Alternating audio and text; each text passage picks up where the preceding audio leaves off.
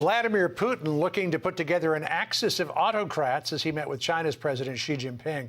Now Iran is reportedly sending, or apparently Russia, is reportedly sending an invite to Iran to join a security organization that's headed up by Russia and China. Let's bring in Lieutenant General Kit Kellog, former National Security Advisor to Vice President Pence and a Fox News contributor.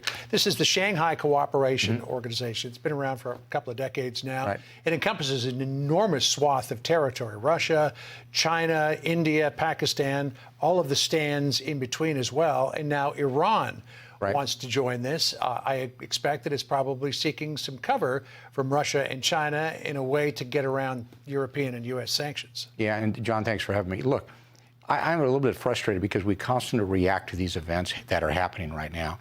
And instead of being proactive, at least in the Trump administration, we try to be proactive. And the reason why that's important is when you react to these things, you treat them as one-offs. So now we have this organization with two nuclear powers, the Russians and the Chinese, and with the Iranians joining on as well. And they're probably going to bleed off some type of nuclear technology, I would if I were them, from the Russians to the Chinese, and that will totally destabilize the Middle East, because I'm absolutely convinced that the Iranians are heading towards a nuclear breakout. And the second part of that is the fact that they've got the largest missile fleet in the Middle East. And that's what the Russians need, because they've got over 20 different variants of UAVs, and I'm sure they're going to be shipping those to the Russians because of the problems the Russians are having right now with the Ukrainians. Yeah. And I think, and the Chinese are probably sitting back going, this is a lot of fun to watch, because they're the ones that are really the preeminent partner in this whole organization. You mentioned Ukraine, so let's bring it up. And I want to put up this graphic from the Institute for the Study of War, because this shows now that in the Kharkiv area, Ukrainian forces in their counterattack have pushed Russia all the way back to their borders.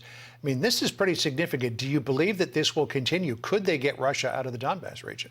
Well, I think what they've done is they really thinned the lines the Russians did up on the Kharkiv and in the Izum area, because they wanted to move the forces they had up there down to the south, because they saw, much like you and I talked about a month and a half ago, that the real threat to them is the southern axis on the battle for Kherson. And the Ukrainians know that as well. If they can punch through Kherson in the south, then they can go towards Crimea, and they still want to get Crimea back. You know, President Zelensky just last month said, you know, the war started in 2014. The war started in Crimea. It will end in Crimea. Yeah. He intends to get it back. So let me ask you this question. What do we expect from Vladimir Putin? I wrote down some ideas here. Does he respond?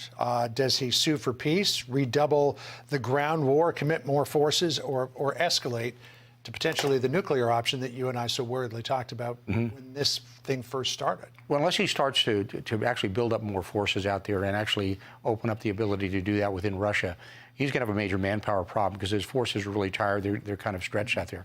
But we're kind of not pushing the envelope as well, and he kind of sees that. You know, even today there were reports out that we haven't really decided to make an extensive use of giving them more good weapons like the HIMARS, MLRS. We've kind of said, well, we don't want to be a party to expanding the conflict. And I keep thinking, that's crazy. We're already providing about 75% of the economic, humanitarian, and military aid. We're already a party to the conflict. So real quick, which option do you think he might take, or none of those? I think he's going to probably have to go in and start building up his manpower by engaging in basically bringing out conscripts, more and more forces. I think their nuclear option is still at the far end, but I will tell you, the Ukrainians, it's like the mongoose and the cobra. The mongoose is very agile, and I think the Ukrainians see this and they're going to react as fast as they can. General, it's always great to talk to you. Always good, John. Thanks for coming in today. Thanks. Hey, Sean Hannity here. Hey, click here to subscribe to Fox News YouTube page and catch our hottest interviews and most compelling analysis. You will not get it anywhere else.